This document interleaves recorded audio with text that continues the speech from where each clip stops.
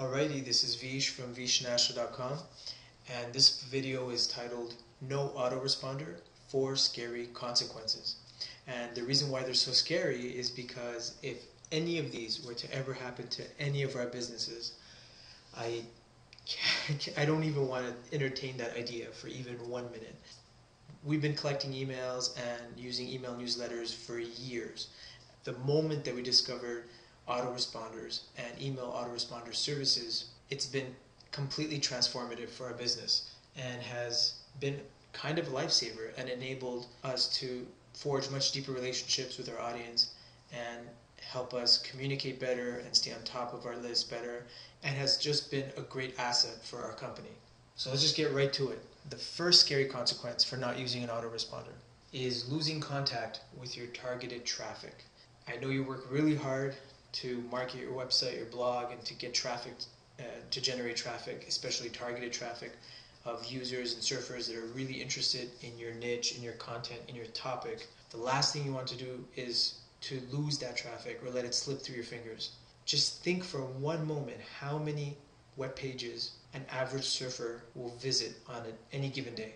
I mean, given all the different pages that someone might bounce to day to day, you cannot for 1 second think that they will actually remember you or make a note of coming back and visiting you. I mean, there are a lot of surfers that will favorite your site or favorite or keep it in mind or bookmark it, but that isn't the case for most people visiting your site. Just because they probably land on your site because someone might have recommended an article or just say, hey, this is cool, or they might have just stumbled on your site by doing a search in Google or in a search engine. They might read the information or receive the information that they're interested in, and then they just move on. A lot of the times they might love what they see and they might even be interested in following you, but might not take that action to come back on their own doing.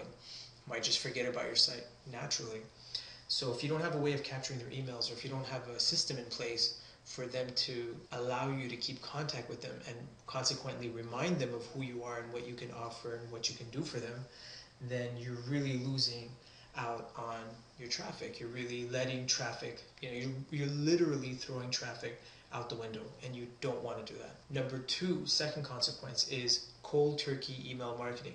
One of the greatest things about email autoresponders is that they allow you to send out a series of emails in specific time intervals sequentially that allow you to communicate very specific things with your audience and your subscribers. And this could be a certain call of action, it could be information, it could be asking them to do something. And all of these emails, which are carefully thought out, enable you to forge and build a relationship with your audience. And this, in turn, allows you to do everything else a whole lot easier. Offering products, selling products, marketing anything that you have to offer becomes a whole lot easier when your audience knows you, trusts you, and respects what you have to say. And one of the greatest ways that you can do that is by using an autoresponder. If you decide not to use an autoresponder, then you're essentially just marketing cold, and you're just going to be pitching stuff to people that might not remember you or might not know you or might not even know why they subscribe in the first place. And basically a cold sell is a very hard type of sell, so you definitely don't want to find yourself in that position. Consequence number 3 is wasting precious time. Building relationships takes time. Sending out emails on specific time intervals takes time. I mean, these are not things that you can do very easily if you didn't have an email autoresponder. A lot of the things that you can do with an email marketing service just cannot be replicated manually. And the amount of time it saves you overall, as far as your list management and everything else that just comes along with the services, will save you time. And we all know what time is and how important time is for your business and for you. So for the cost of an autoresponder, which is usually in the range of, say, anywhere between $15, $25, $30 a month, you're essentially paying to save hours upon hours of time. So you need to let your autoresponder go to bat for you and get the work done for you so that you don't have to waste time doing what it can do for you, which is a lot.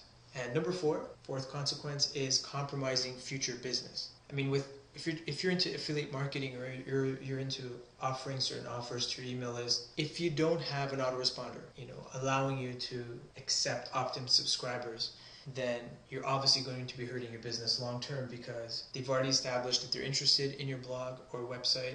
Getting their email and then communicating to them on a regular basis opens up the possibilities for a very long-term bond. They will trust you for years to come, and that kind of trust can deliver business and profits for a very long time, regardless of what you might be offering at any given time. So by not having that email and not dedicating yourself to making sure that your email list is healthy and that the majority of the subscribers know who you are, what you can offer, and respect what you have to say, and respond and feel really good about receiving emails from you, then it's just a great way to just do business later on in terms of anything that you might have going on.